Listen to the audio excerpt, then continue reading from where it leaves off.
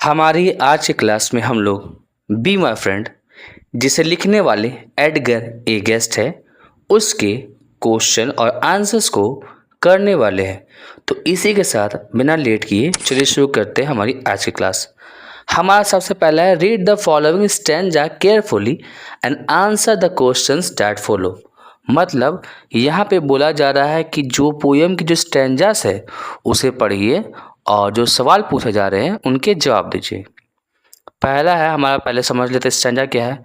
You will have friends instead of neighbour for the profit of your labour. मतलब यहाँ पे बोला जा रहा है कि आपको एक ऐसे दोस्त मिलेंगे जो कि पड़ोसियों से बेहतर होंगे और वे आपकी मदद करेंगे। You will be richer in the end, और अंत में आप बहुत ज़्यादा अमीर हो जाएंगे।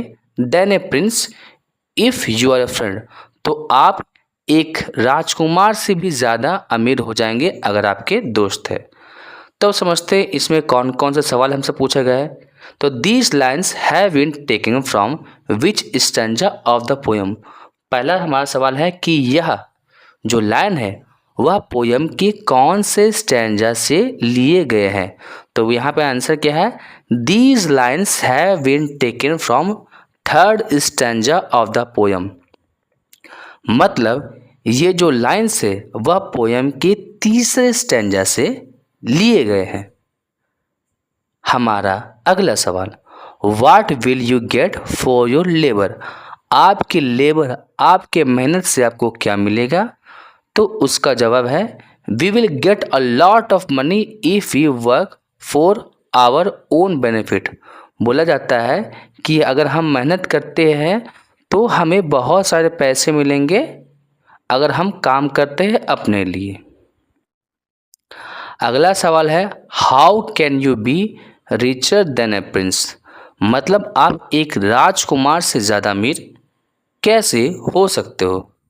तो आंसर है if we have friends then we will be richer than a prince. अगर हमारे पास दोस्त है तो हम एक राजकुमार से ज़्यादा अमीर हो सकते हैं। अब आते हैं हमारे question and answer. What makes you someone's friend. क्या है जो आपको किसी का दोस्त बनाता है। टू बी ए फ्रेंड, एक दोस्त बनने के लिए यू डोंट नीड मनी, आपको पैसे की ज़रूरत नहीं है।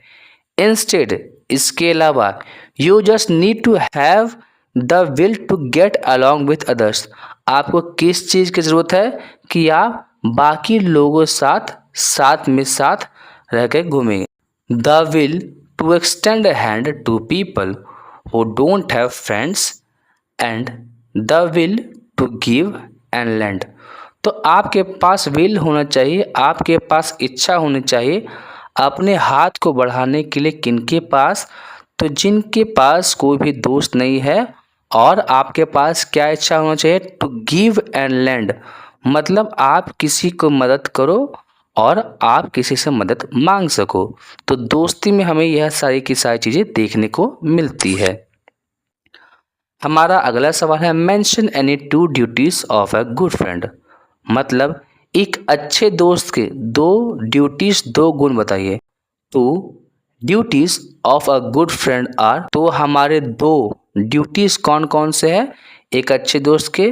तो पहला हो गया ऑनेस्टी, मतलब ईमानदारी। दूसरा हो गया म्यूचुअल अंडरस्टैंडिंग एंड कंपैशन, मतलब एक दूसरे के लिए आपसी में समझदारी और एक दूसरे के लिए वफादारी। यहाँ पे बताया जाता है कि एक दोस्त का क्या होता है कि एक दोस्त दूसरे दोस्त की क्या क्या कमियां हैं उसको भी देखता है, साथ ही साथ अपने दोस्त को अच्छे ढंग से समझता है।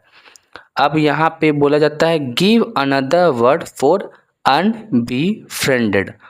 अनबीफ्रेंडेड के लिए एक दूसरा शब्द क्या हो सकता है, तो फीलिंग फ्रेंडलेस, हैविंग नो फ्रेंड, मतलब ऐसा फील करना जैसे आपके पास कोई दोस्त ही ना हो। हैविंग नो फ्रेंड, आपके पास किसी तरह कोई दोस्त नहीं है। हमारा अगला सवाल है what does the poet compare friendship with in the stanza. तो पोएट जो है वह फ्रेंडशिप को किस चीज़ से कंपेयर करते हैं सेकेंड स्टैंजा में। तो in the second stanza the poet says, second stanza में पोएट क्या कहते हैं, dad friendship does not require glory, मतलब दोस्ती में ये नहीं होता कि आप किसी का बखान कर रही है, आप किसी की तारीफ कर रही है। Only the wingless to overlook small fault. क्या होता है, आप दोस्ती में आपके पास विलिंगनेस होना चाहिए, आपके पास इच्छा होना चाहिए कि आप छोटी मोटी गलतियों पे ध्यान ना दे। रिवॉर्ड एफर्ट, और जो आपके दोस्त आपके लिए करना चाह रहे हैं, आपकी मदद करना चाहते हैं, उसके लिए आप रिवॉर्ड दीजिए, उसके बारे में आप प्रोत्साहन कीजिए कि हाँ अच्छा काम करे। Empty those who need help, और उन लोग की सहायता करनी चाहिए, उन लोग पे दया करना चाहिए जिन्हें मदद की ज़रूरत होती है। अगला सवाल है, what is the difference between a neighbour and a friend. मतलब क्या अंतर होता है एक पड़ोसी का और एक दोस्त का। तो neighbours are people who stay near by your house. तो नेबर्स पड़ोसी किसे कहते हैं, जो आपके घर के अगल बगल में रहते हैं। They can be helpful and good as per your reception towards them. तो वो आपके लिए हेल्पफुल हो सकते हैं, वो आपके लिए मददगार हो सकते हैं और आपके लिए अच्छे हो सकते हैं जिस तरह का आपका व्यवहार उनके प्रति होता है। वही दूसरी हम क्या बोलते हैं, friend is a person who always is there for you when you need. और दोस्त एक ऐसे व्यक्ति को बोलते हैं जो हमेशा आपको आपकी ज़रूरत के समय खड़ा रहता है।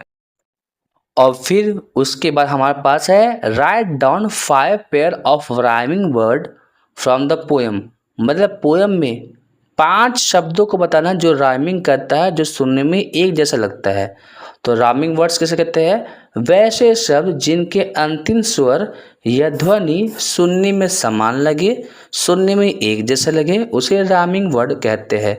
जैसे मनी और सनी, लास्ट में नी आ जा रहा है तो यह राइमिंग वर्ड हो गया। लैंड का फ्रेंड, ग्लोरी का स्टोरी, ब्लाइंडली का काइंडली और ट्राइंग का साइटिंग। तो ये सारे के सारे राइमिंग वर्ड्स होते हैं और इसी के साथ हमारी आज की क्लास समाप्त होती है।